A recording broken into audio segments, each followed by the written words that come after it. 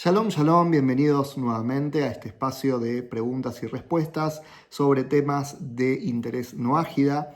En esta oportunidad vamos a responder una pregunta que nos envió una alumna de uno de nuestros grupos de estudio virtual, donde nos plantea el siguiente tema y que me pareció muy interesante e importante de esclarecer para todos los no ágidas, en especial aquellos que están dando sus primeros pasos dentro del monoteísmo de la Torá, que están conociendo su identidad no ágida, y es una pregunta recurrente la que ella plantea, y por eso la quise hacer pública, para que le sirva también a otras personas esta respuesta. Ella nos consulta lo siguiente, leo la pregunta. ¿Un no ágida puede asistir a la sinagoga para escuchar la parashá semanal? La parashá semanal es la sección de la Torá que acostumbramos a leer en el pueblo judío cada semana. En cada comunidad judía, los días lunes, jueves y Shabbat o sábados, acostumbramos a leer de forma pública, entre medio de los rezos, de las plegarias, acostumbramos a leer una parte de la Torá. En el ciclo del año, al cabo de un año, leyendo una parte cada semana, completamos la Torá. Entonces, esta es la costumbre del pueblo judío. Ahora ella pregunta si un no ágida puede entrar a la sinagoga a participar de estas actividades de rezos, plegarias y de la lectura pública de la Torá. Y continúa su pregunta, ¿o hay lugares en donde el no ágida puede ir para estudiar con otros no ágidas como ustedes lo están haciendo en Buenos Aires? Nosotros en Buenos Aires, gracias a Dios, tenemos un grupo de estudio de no ágidas que asiste de forma presencial todas las semanas a nuestro centro de estudios Casa Noaj, donde se forman, se capacitan, aprenden sobre la espiritualidad que les corresponde, sobre los preceptos, los valores, principios de la Torá que aplican a ellos como no ágidas. Ahora, vamos a responder la pregunta que nos mandó nuestra alumna en varias secciones y vamos a hacer subpreguntas. ¿Por qué? Porque a priori la primera pregunta es bastante sencilla de responder. ¿Un no ágida puede entrar eventualmente a una sinagoga? ¿Está haciendo algo malo, algo prohibido? Prohibido seguro que no. ¿Por qué? Porque en la sinagoga nos reunimos los judíos a rezarle a Dios, a leer la Torá. A veces también usamos la sinagoga para estudiar. Si bien la sinagoga originalmente era un lugar para ir a rezar solamente, ya que es Beta Knesset, es el lugar donde nos reunimos para rezar. Y después también existe la figura del Bet Midrash, que es el lugar de estudio. Originalmente estaba separado esto, sigue estando muchas veces separado, pero en muchas oportunidades también se dan las dos cosas a la vez. En la sinagoga se estudia y también se reza y se estudia. Pero la función primordial es reunirnos para rezar. Eso es lo que se hace principalmente. Y también leer la Torá públicamente, no a modo de estudio como la gente se imagina que uno está estudiando la Torá, sino se lee el texto de la Torá en la Shona Kodesh, en el hebreo sagrado de la Torá, se lee públicamente. Pero clases es otra cosa aparte, es un ítem aparte, que como explicaba puede estar o no puede estar dentro de la sinagoga, eso depende de las circunstancias. Como sea, la respuesta primaria es que si eventualmente un no ágida entra de forma correcta, y ahora vamos a hablar, más adelante en el video también voy a hablar y dar algunos tips con respecto a eso, si eventualmente un no ágida quiere entrar a una sinagoga, ¿qué tiene que tener en consideración? ¿Cuáles son los pasos a seguir? Porque a veces el no ágida se comete errores porque se quiere conducir con modelos, con formas que aprendió en religiones, en contextos donde él asistía y piensa que en el judaísmo es de la misma manera, que con los rabinos es de la misma forma que él se conducía con sus líderes religiosos del lugar donde proviene.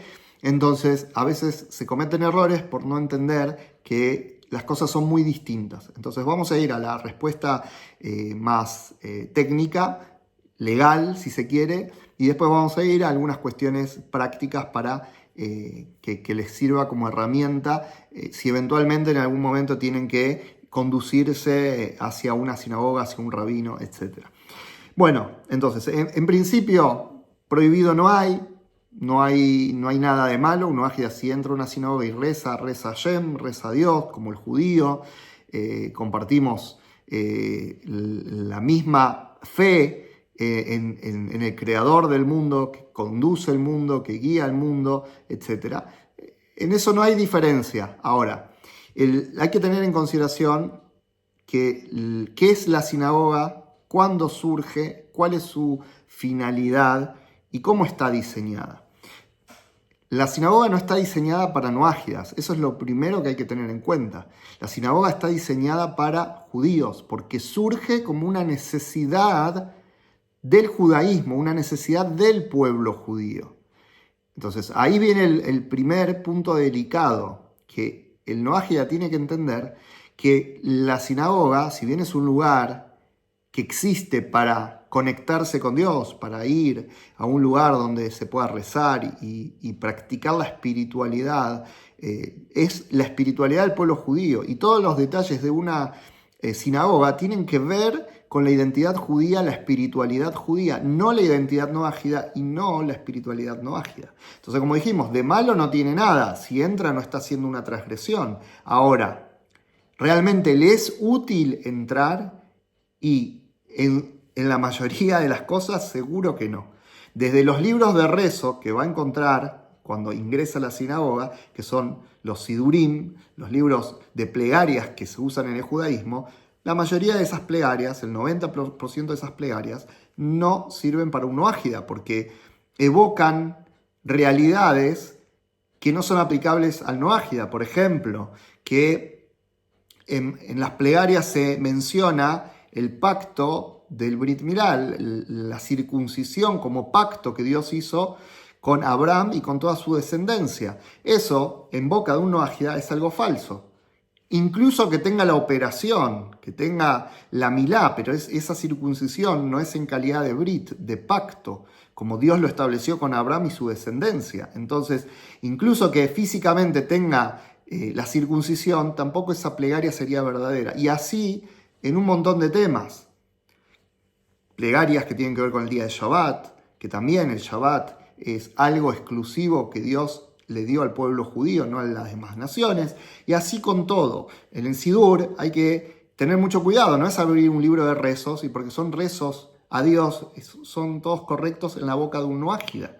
O sea, hay rezos que son correctos en la boca de cierta persona y en la boca de otra persona no son correctos. Entonces, ya de entrada, cuando se ingresa a la sinagoga, el libro de rezos que se va a utilizar al noágida no le va a servir. Y todo lo que se va a hacer a continuación tiene que ver con la identidad judía, con los pedidos que el pueblo judío hace para el pueblo judío mismo y también para el mundo, pero se hacen de una forma que están dirigidos desde la identidad judía al Creador. Entonces, todo eso al noágida, en vez de facilitarse, en vez de facilitarle su conexión con Dios, en realidad le está poniendo obstáculos, porque está teniendo que ver qué dice, qué no dice, qué hace, cómo se hace, porque él no tiene que hacer lo que hacen todos. No puede entrar e imitar lo que están haciendo todos. Entonces, ¿qué quiero decir con este punto? Que la sinagoga en sí no le brinda al noágida la posibilidad de desarrollar y practicar su identidad y su espiritualidad de la mejor manera. Si eventualmente va, por X motivo, no está haciendo algo prohibido, pero tampoco es lo más conveniente, porque el escenario no le está brindando las herramientas correctas. Pero quiero ir un poco más en lo profundo hacia el origen de la sinagoga, cuál es su función. Como decía al principio, para poder tener buenas conclusiones tenemos que entender lo que es la sinagoga, cuándo surge, cuál es su función, y con eso vamos a tener una respuesta sólida para el noágida de cómo conducirse y qué es lo que debe buscar. ¿Por qué? Porque a veces el noágida, como mencionaba, viene con formatos de religiones donde lo principal era el lugar de reunión y era el momento donde reunirse. O sea, eran 2 horas, 3 horas, el tiempo que dedicaban, X día, X momento. Ahí es el encuentro con Dios en ese lugar. Y en el judaísmo no existe esa mentalidad. Uno está conectado con Dios todo el tiempo, las 24 horas del día, los 7 días de la semana, los 365 días del año. Uno está conectado con Dios siempre. Entonces la sinagoga cumple una función, pero no es el lugar físico el que me conecta con Dios y no es el momento que estoy ahí únicamente lo que me va a conectar con Dios. Entonces quiero que estudiemos un poquito sobre el origen de la sinagoga. Lo primero que tenemos que saber es que la sinagoga no tiene su origen en la Torá. Uno puede leer toda la Torá y no va a encontrar el término sinagoga. En realidad, obviamente, sinagoga es en griego, eso no va a estar, pero el término Beta Knesset, el lugar de reunión, tampoco está. Estaba en la Torá sí encontramos el templo de Jerusalén, el Mishkan, el templo móvil que había en el desierto, más o menos cumple la misma función, un santuario donde ahí se tiene que llevar a cabo ciertos servicios a Dios y donde Dios también se revela, se manifiesta de forma especial más que en otros lugares, pero es un lugar único, no habla de muchos lugares pequeños como los que tenemos hoy en la actualidad, que comúnmente la gente los conoce como sinagoga, los templos judíos, hay diferentes versiones, pero digamos que estamos hablando de esto, de los lugares de reunión del pueblo judío en el Galut, y básicamente tiene que ver con esto, con el concepto de Galut, de exilio. Desde los tiempos de Moshe, cuando se recibió la Torá, hasta que se destruyó el primer templo, la dinámica entre el pueblo judío y Dios era muy distinta a cómo hoy se vive en esto de asistir a la sinagoga. No existía esta cuestión de la sinagoga, de asistir todas las semanas, todos los días, con horarios. Esto no funcionaba así. Se asistía al templo, se subía a Jerusalén, al templo sagrado, 3 veces por año, en las festividades. En las festividades se subía al templo, pero eso era Pesaj, Shavuot y Sukkot, no todos los días. Y la gente rezaba en sus casas, en sus propias ciudades donde estaban, de forma individual. Ni siquiera había un sidur. Cada uno rezaba construyendo las plegarias con sus propias palabras y se conectaba con Dios. De hecho, ese es el concepto de tefilá, de plegaria de la Torá. El concepto de rezar con un sidur, con textos preestablecidos, eso es algo de Rabanán. ¿Qué quiere decir de Rabanán? Que es algo que establecieron los sabios, los rabinos. Pero de la Torá, el concepto de plegaria es la plegaria construida por el individuo, que expresa lo que está en el corazón del individuo. Entonces, el primer punto que tenemos que saber, que el concepto de sinagoga, Beta Knesset, como quieran llamar, no está en la Torá. En la Torá sí está el templo de Jerusalén, pero no este concepto.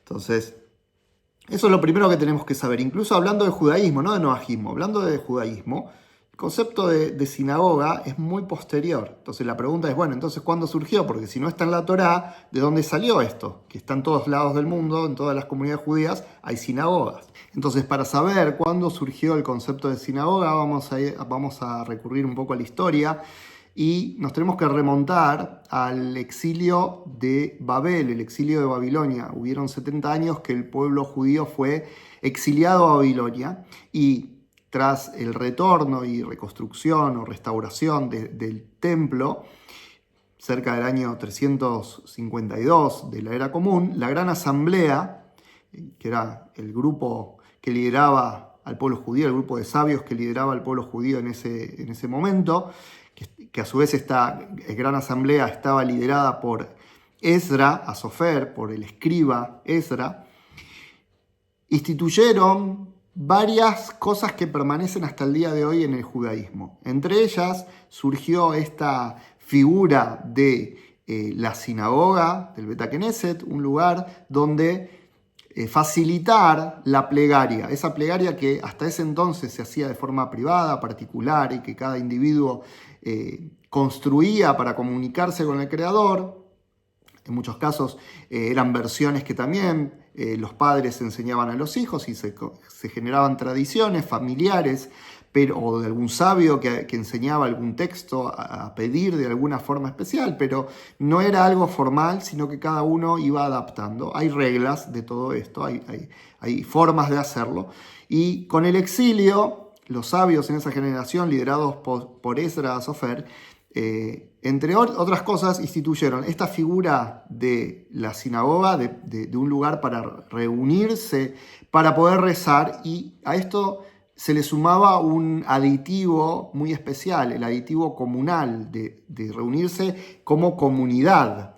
Que hasta ese entonces la gente practicaba la plegaria de forma más individual, salvo en momentos específicos cuando se iba a Jerusalén en las festividades al Bet HaMikdash, al templo sagrado, pero en general era todo mucho más individual. Entonces, cuando se hace esta reestructuración debido al galut, al exilio que experimentó el pueblo judío a Babel, estos 70 años donde el exilio tiende a separar a la gente, a aniquilar la identidad de pueblo, o sea, cuando una nación está en su tierra, tiene una identidad, cuando sus integrantes son dispersados, esa identidad tiende a desaparecer, cosa que en el pueblo judío nunca pasó. Vivimos muchos exilios, pero siempre retornamos del exilio con la identidad. Ese es el milagro del pueblo judío. Y en parte también estas medidas que se tomaron tenían que ver con eso, con fortalecer la identidad y mantener esta cohesión, esta unión en los integrantes del pueblo judío. Entonces, el Beta Knesset generaba esta posibilidad de rezar y también sumar el aditivo comunal. Y de ahí que se estableció la participación diaria en las plegarias y que para poder realizar las plegarias comunitarias tienen que haber al menos 10 varones judíos, que eso se llama un minyan. Y toda esta estructura que hasta el día de hoy permanece, en gran parte viene de ese momento. Incluso también las plegarias, hay muchas plegarias que hoy, en la mayoría, en la gran cantidad de versiones de Sidurim que existen, de libros de rezos, más o menos la estructura central siempre es la misma y las plegarias centrales vienen del tiempo de Ezra Sofer, como el Kadish, la Kedushá, el Barjú, etc. Entonces, vemos que hubo una reestructuración que fue en función de ese galut. Ahora, cuando se retorna a ese galut, de ese exilio, se mantiene esta estructura y la gente seguía asistiendo al templo sagrado de Jerusalén y la vida judía siguió normal con esta nueva figura. Entonces, vemos que la figura de la sinagoga surge con esta diáspora, con este exilio a Babel. Cuando se retorna, se mantiene dentro de Israel también esta figura, ya que proveía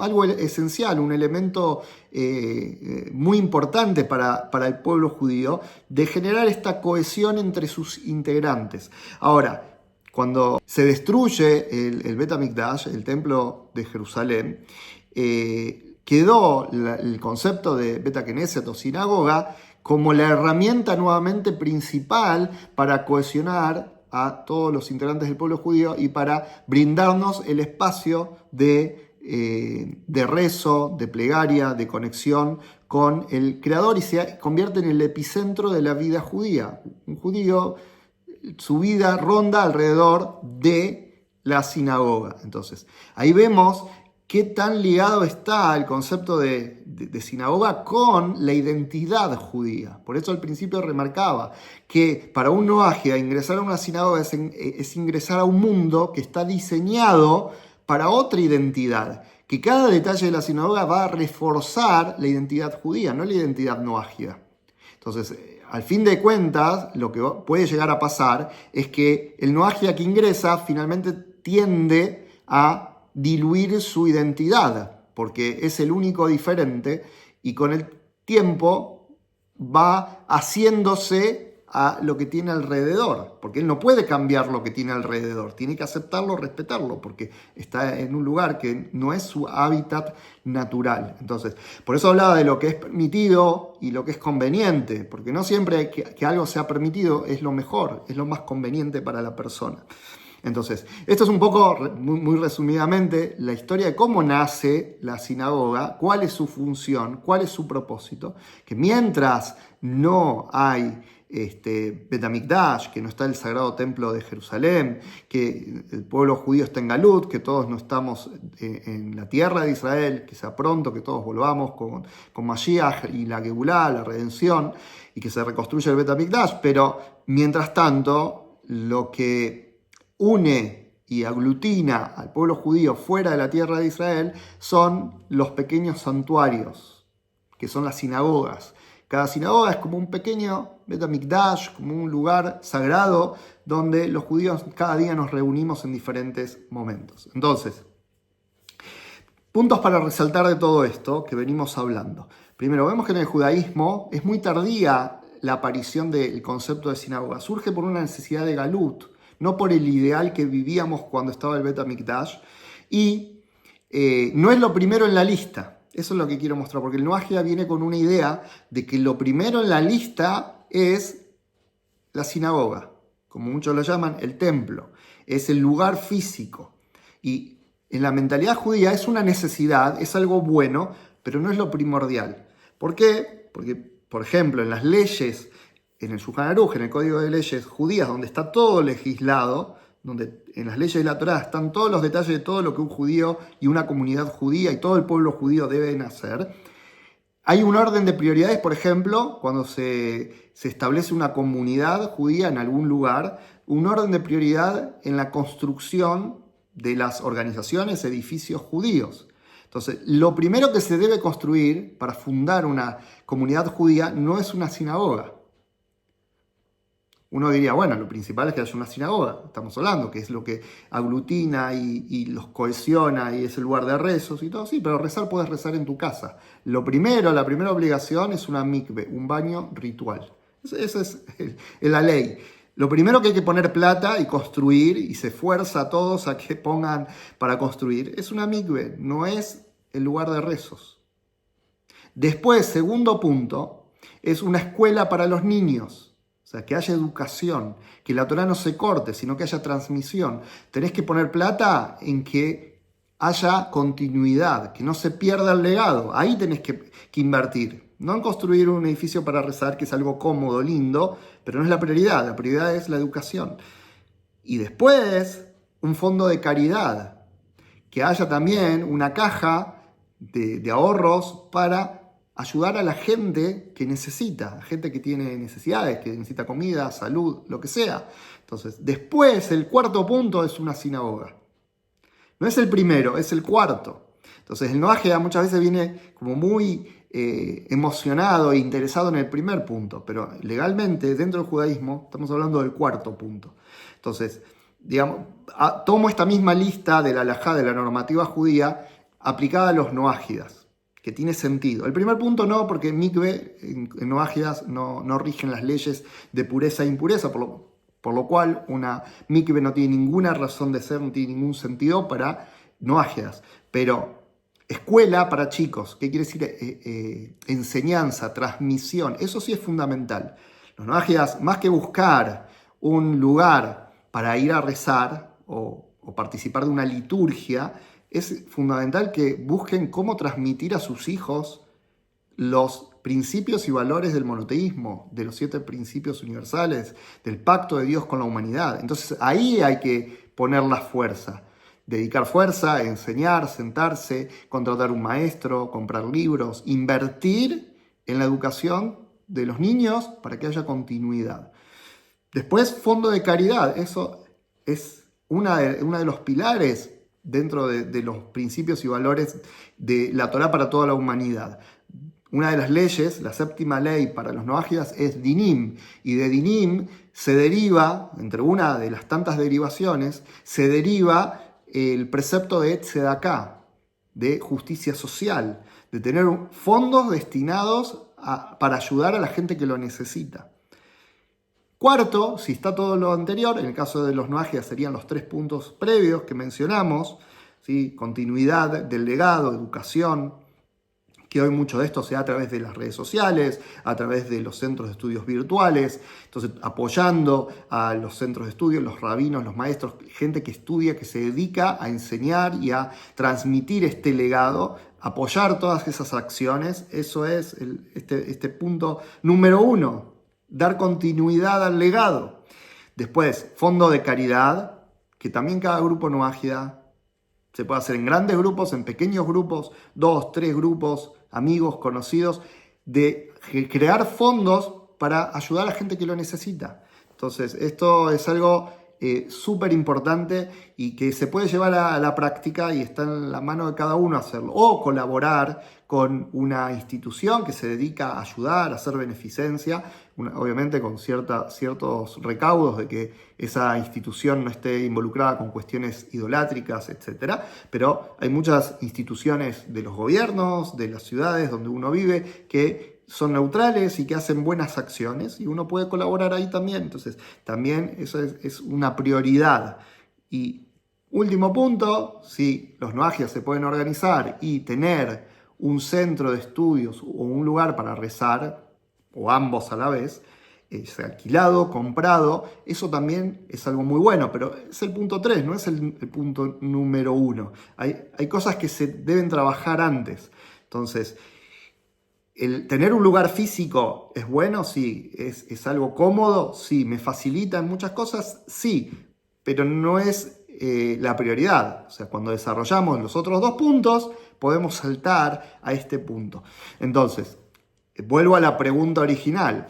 Los noajias pueden ir a la sinagoga, dijimos eventualmente. Si van, no están haciendo algo malo. ¿Es el mejor lugar, el más conveniente? No, de ninguna manera, porque está diseñado para judíos. Y vimos el propósito. ¿Por qué se creó? ¿Cuándo se creó? ¿Y cuál es su función?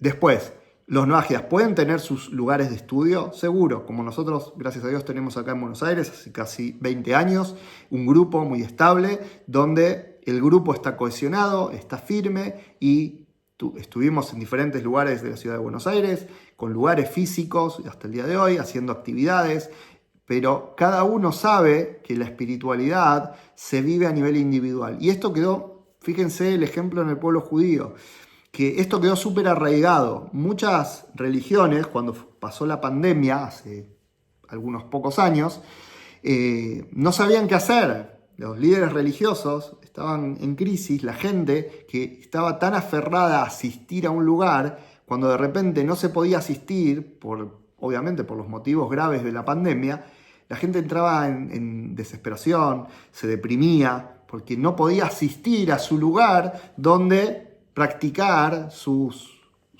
cultos religiosos. En el judaísmo sí afectó, porque todos tenemos cariño por la sinagoga, por el Bet HaKnesset, donde uno va, y rezar con un minyan y hacer todo lo que hacemos. Pero no se nos cayó el mundo. ¿Por qué no se cayó el mundo? Porque el judaísmo está diseñado para seguir siendo algo que se puede vivir perfectamente, individualmente. O sea, si nos reunimos, si rezamos en comunidad, sí es importante, pero si eso eventualmente no está, la vida continúa. Y el judaísmo sigue siendo igual de efectivo y nos sigue brindando la misma posibilidad de conectarnos con Dios, donde sea, como sea, en la circunstancia que sea. Y esta es una de las lecciones más importantes que tienen los noajias para aprender en sus primeros pasos. Que no depende de un lugar, que no depende de una estructura, que no depende de asistir a un templo, a un lugar X, sino que depende de imprimir espiritualidad genuina a su vida.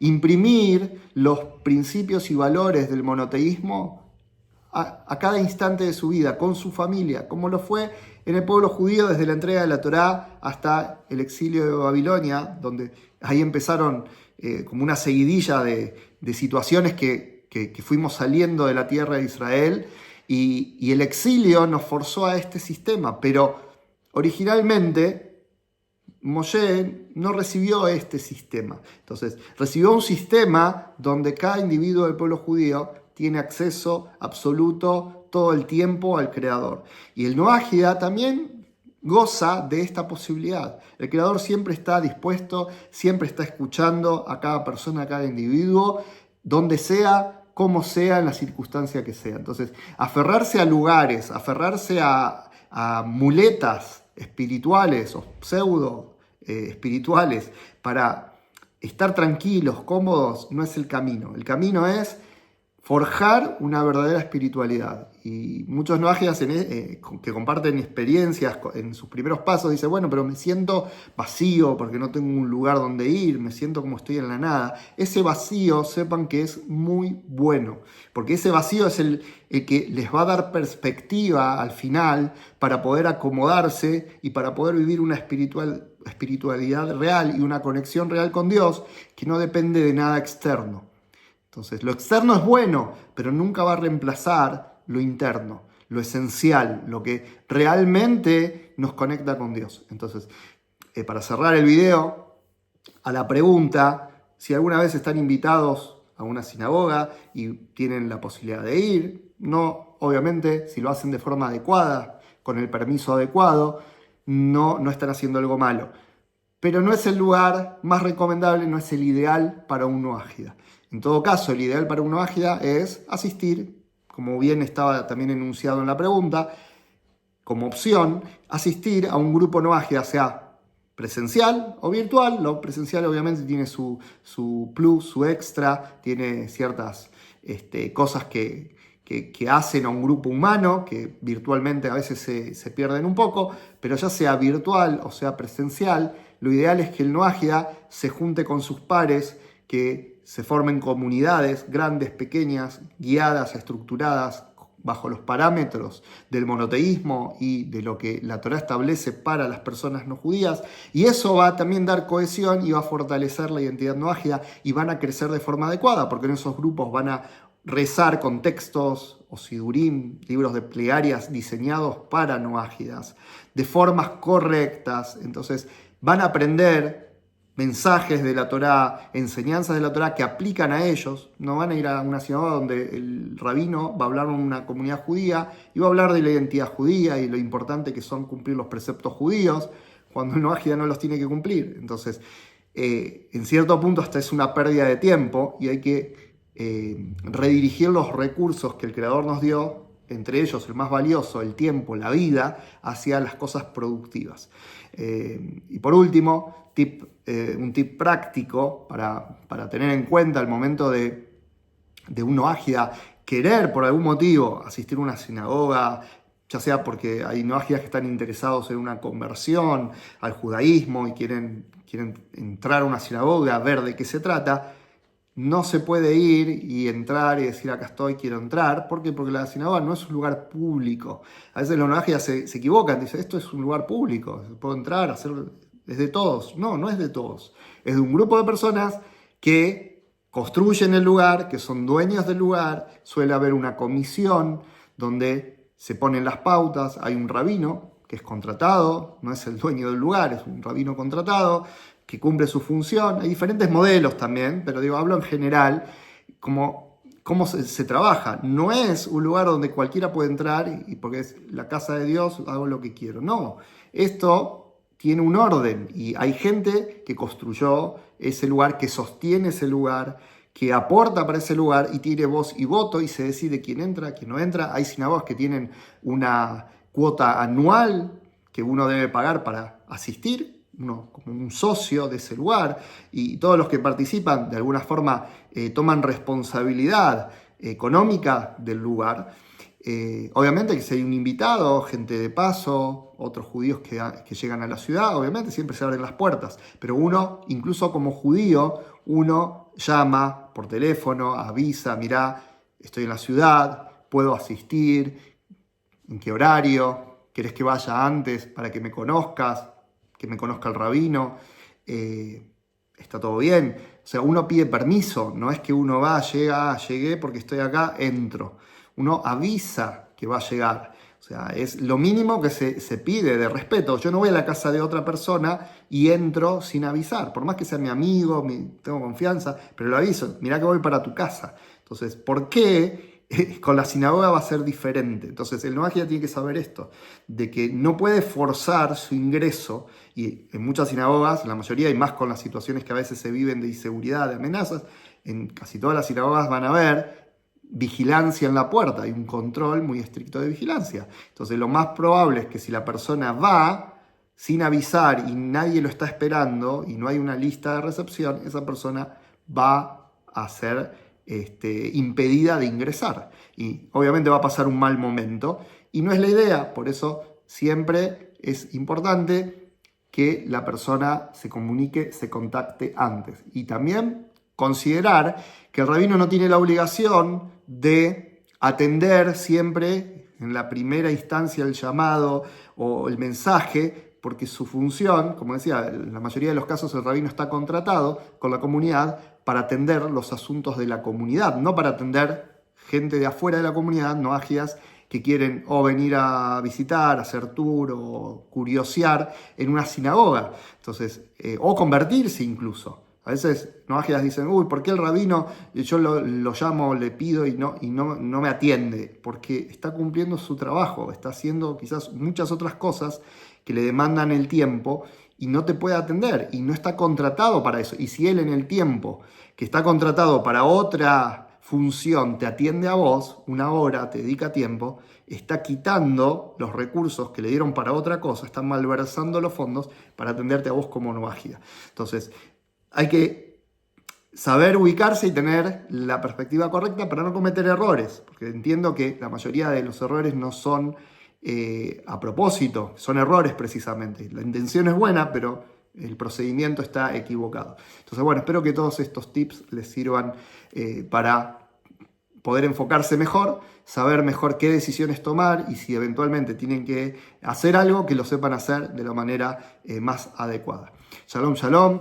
Recuerden que sus preguntas las pueden seguir enviando a nuestro número de teléfono que está aquí al final del video por WhatsApp. Pueden mandar un audio o pueden mandar el texto escrito y seguirnos en nuestras redes sociales, compartir los materiales, los videos, las cosas que publicamos, darnos like y estar siempre conectados con nosotros. Y si Dios quiere, nos vemos muy pronto en la próxima respuesta.